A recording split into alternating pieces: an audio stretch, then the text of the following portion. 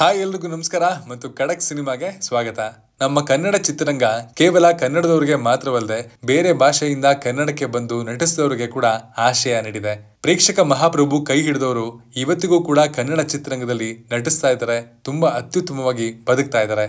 ಇನ್ನು ಕೆಲವು ಕಲಾವಿದರು ಒಂದು ಕಾಲದಲ್ಲಿ ಮಿಂಚಿ ನಂತರ ಕಾಣದೆ ಮರೆಯಾದವರು ಕೂಡ ಇದ್ದಾರೆ.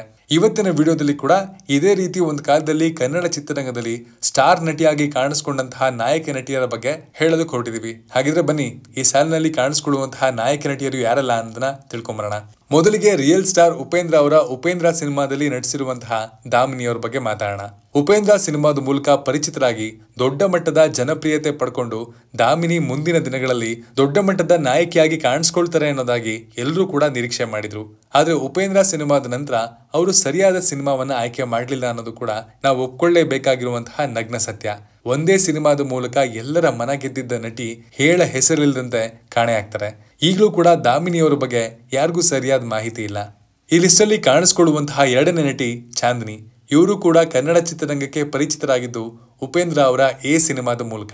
ಅದಕ್ಕೂ ಮುಂಚೆ ನೀವು ನ್ಯೂಯಾರ್ಕ್ ನಲ್ಲಿ ನಡೆದಿದ್ದ ಬ್ಯೂಟಿ ಕಾಂಟೆಸ್ಟ್ ನಲ್ಲಿ ಅವಾರ್ಡ್ ಪಡ್ಕೊಂಡಿದ್ದ ಇವರು ತಮ್ಮ ಸೌಂದರ್ಯದ ಮೂಲಕ ಉಪೇಂದ್ರ ಅವರ ಗಮನವನ್ನ ಸೆಳೆದು ಎ ಸಿನಿಮಾದಲ್ಲಿ ನಾಯಕಿ ಆಗ್ತಾರೆ.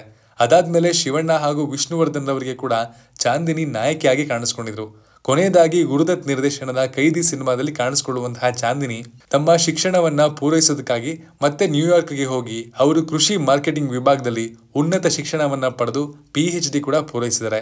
ಸದ್ಯಕ್ಕೆ ತಿಳಿದು ಬಂದಿರುವಂತಹ ಮಾಹಿತಿ ಪ್ರಕಾರ ಚಾಂದಿನಿ ಚೆನ್ನೈನಲ್ಲಿ ವಾಸವಾಗಿದ್ದಾರೆ. ಡೈಸಿ ಬೊಪ್ಪಣ್ಣ ಕೂಡ ಒಂದು ಕಾಲದಲ್ಲಿ ಕನ್ನಡ ಚಿತ್ರರಂಗದಲ್ಲಿ ಬಹು ಬೇಡಿಕೆಯ ನಾಯಕ ನಟಿಯಾಗಿ ಮಿಂಚಿ ಮರೆಯಾದವರು.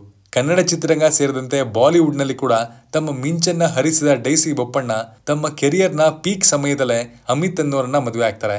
2012 ಆದ್ಮೇಲೆ ಡೈಸಿ ಬೊಪ್ಪಣ್ಣ ಕನ್ನಡ ಚಿತ್ರರಂಗದಲ್ಲಿ ಮತ್ತೆ ಕಾಣಿಸ್ಕೊಂಡಿಲ್ಲ.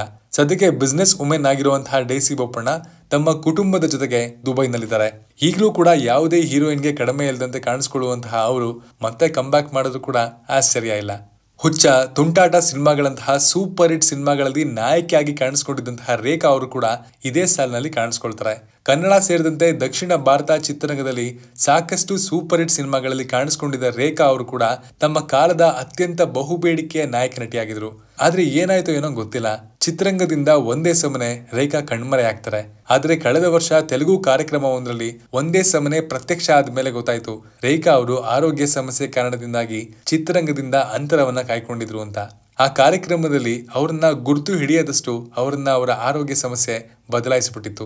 ಅದಕ್ಕಾಗಿ ಅವರು ವೇದಿಕೆಯಲ್ಲಿದ್ದಾಗ ಎಲ್ಲರೂ ಅವರನ್ನ ತಮ್ಮ ಆರೋಗ್ಯವನ್ನ ಚೆನ್ನಾಗಿ ನೋಡ್ಕೊಳ್ಳಿ ಅಂತಾನೆ ಹೇಳೋದ್ರು. ಚಾಲೆಂಜಿಂಗ್ ಸ್ಟಾರ್ ದರ್ಶನ್, ಸಾಹಸ ಸಿಂಹ ವಿಷ್ಣುವರ್ಧನ್, ರೋರಿಂಗ್ ಸ್ಟಾರ್ ಶ್ರೀಮುರಳಿ ಅವರಂತಹ ಟಾಪ್ ನಾಯಕ ನಟರ ಜೊತೆಗೆ ಕಾಣಿಸಿಕೊಂಡಿರುವಂತಹ ಮಾನ್ಯ ಅವರು ಕೂಡ ಈ ಸಾಲಿನಲ್ಲಿ ಕಾಣಿಸಿಕೊಳ್ಳುವಂತಹ ನಾಯಕ ನಟಿ. ಇಂಗ್ಲೆಂಡ್ ನಲ್ಲಿ ಹುಟ್ಟಿ ಬೆಳೆದಿದ್ದ ನಟಿ ಮಾನ್ಯ ಕನ್ನಡ ಚಿತ್ರರಂಗದಲ್ಲಿ ಇನ್ನೇನು ಸೂಪರ್ ಸ್ಟಾರ್ ಪಟ್ಟವನ್ನ ಪಡ್ಕೊಳ್ತಾರೆ ಅನ್ನುವಷ್ಟರಲ್ಲಿ 2008 ಮದುವೆ ಆಗ್ತಾರೆ.